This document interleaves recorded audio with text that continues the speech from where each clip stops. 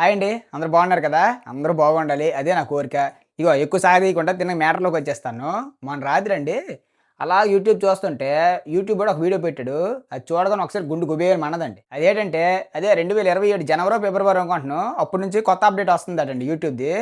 గోప రూల్స్ పెట్టేసాడండి. అంటే already YouTube నడుపుతున్నోళ్ళకి పెద్ద ఇబ్బంది లేదండి.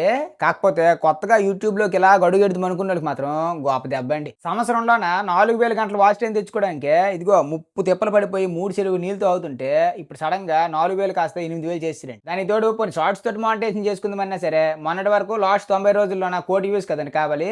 ఇప్పుడు 2,00,00,000 చేసేసాడు. మామూలుగా లేదు. ఇది ఒక విధంగా చెప్పాలంటే రివెంజే. కానీ ఉండాలండి. రూల్స్ గట్టిగుంటేనే జెన్యూన్ కంటెంట్ బయటకొస్తది. లేకపోతే అదొక మిస్‌లీడింగ్ అయిపోతుందనమాట. రోజు రోజుకి యూట్యూబు ఎవరు పడితే ఆళ్ళొచ్చేసి అంటే మంచి కంటెంట్లు పెట్టట్లేదు. అది అక్కడో కాపీ చేసి ఇక్కడ, ఇక్కడో కాపీ చేసి ఇక్కడ అలా చేసేస్తుంటారు కదా! కాబట్టి రూల్స్ కొద్దిగా స్ట్రిక్ట్‌గుంటే మనకు కూడా కొంచెం కష్టపడాలనే కోరిక గట్టిగా ఉంటదనమాట. ఈ అప్‌డేట్‌లు ఇవే కాదండి. ఇంక చాలటున్నయి. కాకపోతే అవన్నీ చెప్పడానికి మనది టెక్ ఛానెల్ కాదు కదా! అందుకే ఇవన్నీ చెప్పడానికి మాధురి టెక్ వరల్డ్ అని ఒక ఛానెల్ ఉందండి. ఆ యక్క పర్ఫెక్ట్‌గా చెప్తారు. మొన్న నిన్న వీడియో చూసాను. ఓకే. నేను అప్పుడు ఓకే. ఇది మ్యాటరు, ఇది రూల్స్ అని కొద్దిగా చల్లబడ్డాను. ఇదిగోండి మీలో ఎవరైనా యూట్యూబ్‌లోకి రావాలనుకున్నా, లేకపోతే ఆల్రెడీ యూట్యూబ్‌లో ఉన్నా సరే, ఆ మాధురి యొక్క ఛానెల్ పేరు చెప్తాను. ఒకసారి ఎళ్లి చూడండి.